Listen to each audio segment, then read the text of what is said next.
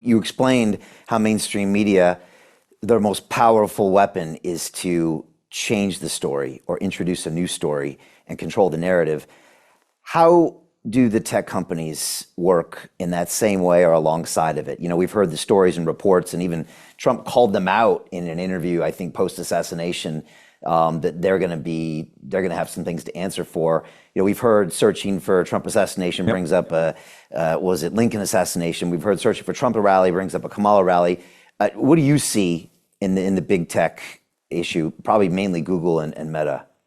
Well, look, we go through this chapter and verse in the book. There's actually an entire chapter dedicated to it. We call it the big cover up, how the images, and people have forgotten that. So as you mentioned, yes, the search terms were censored. So if you search Trump assassination, Google would say, did you mean Lincoln assassination? And it would try to get you to pull that up, or Kennedy assassination, talk about JFK, RFK.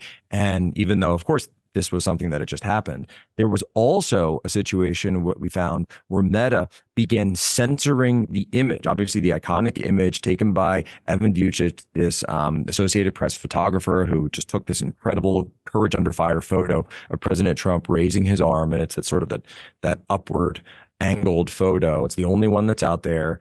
And if you posted that video at one point on Meta, particularly Instagram, but Facebook as well in some instances, it was being fact checked. And the fact check that was being applied to it was saying this is manipulated media. And of course, you would look at the image and say, wait a minute, this isn't manipulated. This is probably one of the most iconic photos of the last century. And yet they were using a fact check on it of a completely separate photo that had actually been edited, but it wasn't the photo in question. And so when that was done, clearly, this was an attempt, a human-made attempt to go in, and we cycle through numerous examples of human interactions that went in to either censor images being posted or censor searches, or point out the fact that when you would run, you could go yourself and type Trump assassination photo and be presented with other photos. And of course, this happened about a week and then 2 weeks after the assassination attempt, and realizing that if you were a person that had been searching for those, and people say, well, it's tied to your account. Okay. Well, if it's tied to your account, then you were generally someone who was probably searching information about that every single day, like so many of us were.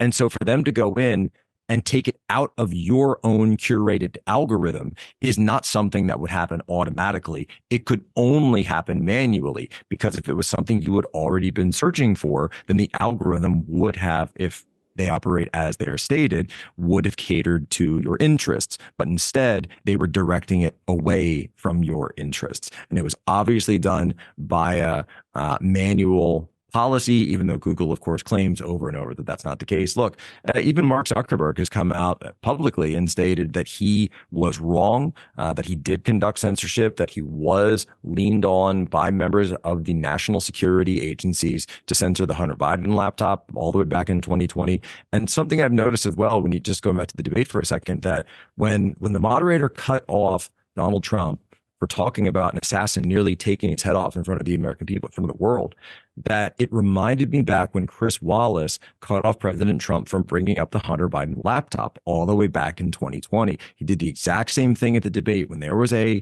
story that they didn't want out there, the moderator comes in, presents a fact check, doesn't let Trump bring it up, and then moves on to another topic. And we've seen it in 2 out of 2 elections now. Wow.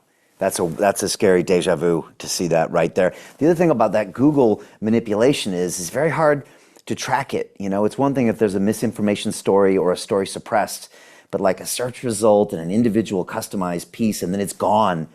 I mean, I know people are working now on tracking that search behavior, but it's much harder to kind of catch them in the act than it is, like I said, of a specific story. What do you make of that's one of the reasons that we're putting Bulletproof out now, and is that, as you say, it's going to be a situation where, and the other reason to have this book is just a compendium of all of these facts, of all of these instances, so that when people have it in their hands, and they mention it to someone, inevitably you will get that response from those, because again, we're the high information voters, we are the high information citizens. But when you have that conversation with somebody, when people of your audience have that conversation, they'll say, well, that could never happen. That would never happen. This book provides the receipts. It's got screenshots. It's got full on accredited sources. We've got pages and pages of sources to this thing where you can turn it open and say, look, this is exactly what happened. This is how it went down. And you may not have heard about it at the time, and that's totally fine. There's a lot of stuff going on, but you can see right here that this is what Google did, and you can verify it for yourself. So we don't really come down. It's not a political book. It's not a political book in sense of we're advocating for Donald Trump or anyone in the book one way or the other. It is simply an explanation of what took place, an assessment of our independent evaluation, independent investigation of what took place. And Bulletproof gives you potential. We treat it like a crime scene, potential motive and opportunity, and we walk through potential suspects who it could be. Hey, I know investing in crypto is scary. It takes a real leap of faith because there are so many scams, rug pulls, and bad actors out there. It's a dangerous business, which is why 95% of people lose all their money. Well, that's why I created the London Real Investment Club, so you can access the hottest deals on the planet and use the crypto bull market to create the generational wealth that you deserve.